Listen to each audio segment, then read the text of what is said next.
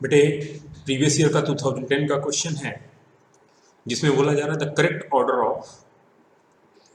Correct order of increasing basicity of the given conjugate base is. ये कुछ species दी हुई है जहां पर आर की वैल्यू इन्होंने बोला है CH3 मिथाइल ग्रुप है आर। ठीक है, चलो सबसे पहले हम कॉन्जुगेट एसिड बेस की अगर बात कर ले तो जैसे सपोज करो कि अगर हम बोलते हैं CH3COOH, ये एसिड है, तो इसका जो कॉन्जुगेट बेस होगा इसमें से H+ आप रिमूव कर दो। H+ रिमूव होने के बाद जो स्पीसीज बचा उसे हम बोलेंगे कॉन्जुगेट बेस। क्यों बेस बोलते हैं उसे भी समझ लो, यहाँ पर थोड़ा सा क्वेश्चन के साथ थोड़ी थियरी भी रिवाइज हो जाएगी। इसे हम बोलेंगे एसिड और ये इसका कॉन्जुगेट बेस। ठीक है, या हम कहें कि अगर इसे हम बेस बोले तो इसका ये कॉन्जुगेट एसिड। ठीक है, तो कॉन्जुगेट एसिड बेस पेयर बोलते हैं। तो अगर एसिड से कॉन्जुगेट बेस बनाना है तो हम उसमें से H+ रिमूव कर देते हैं, और अगर बेस से कॉन्जुगेट एसिड बनाना है तो उसमें H+ ऐड कर देते हैं। सिंपल सा कॉन्सेप्ट है। चलिए बेटा, अब यहाँ पर हम बात करते हैं। देखो एसिटिक एसिड जो है ये एक वीक एसिड होता है। एसिटिक एसिड कैसा है? Weak acid. तो वीक एसिड का मतलब इसके डिसोसिएट होने की टेंडेंसी कम होगी। अब बेटे इसे ऐसे समझो जरा, एसिटिक एसिड के डिसोसिएट होने की टेंडेंसी कम क्यों है? क्योंकि एसिटेट आयन के H+ एक्सेप्ट करके वापस से एसिटिक एसिड बना लेने की टेंडेंसी ज्यादा है। ब्रॉन्स्टेड कॉन्सेप्ट क्या बोलता है एसिड बेस का कि H+ acceptor is Brønsted base.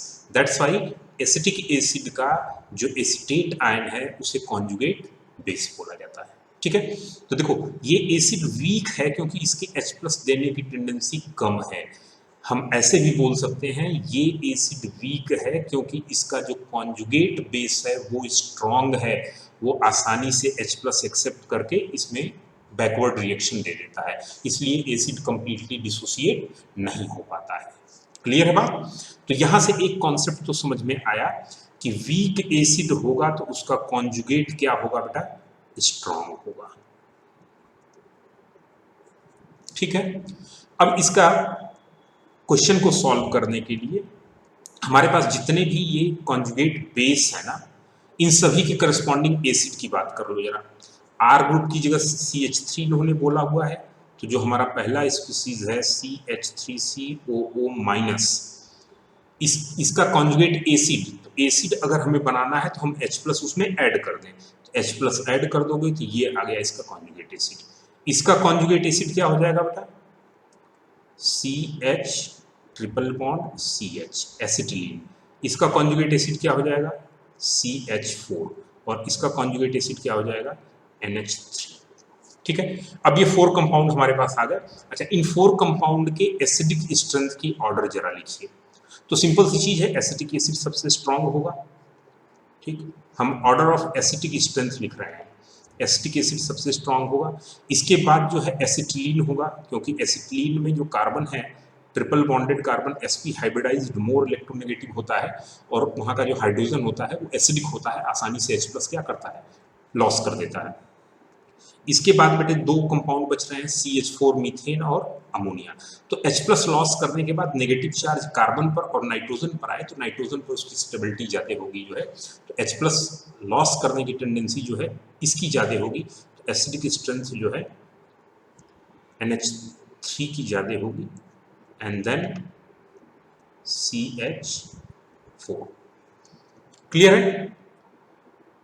अब इसके बाद हम बात करें H+ लॉस करने की टेंडेंसी के रेस्पेक्ट में हम बात कर रहे हैं। तो अब यहां क्या होगा बेटा कि अगर ये ऑर्डर है एसिडिक स्ट्रेंथ का, तो इसका जो कॉन्जुगेट बेस होगा उसका ऑर्डर क्या होगा?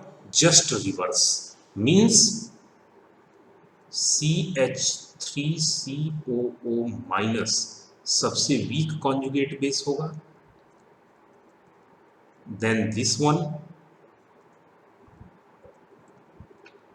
देन दिस वन, और सबसे स्ट्रॉन्ग कौन होगा? CH3-। माइनस। क्लियर है? आई होप सो कि कॉन्जुगेट एसिड बेस कंपेयर उनकी स्ट्रेंथ को कैसे करेंगे आपको अच्छे से समझ में आया होगा। रिमेनिंग आप वीडियो लेक्चर्स जो स्टोर में दिए हुए हैं वहाँ पर चैप्टर के कंप्लीट वीडियो लेक्चर्स को सब्सक्राइब करें और उसको जो है स्टडी करें। आपको कहीं भी कोई डाउट होता है तो आप उसे जो है डाउट सेशन में पूछ सकते हैं। ठीक है? Okay dear.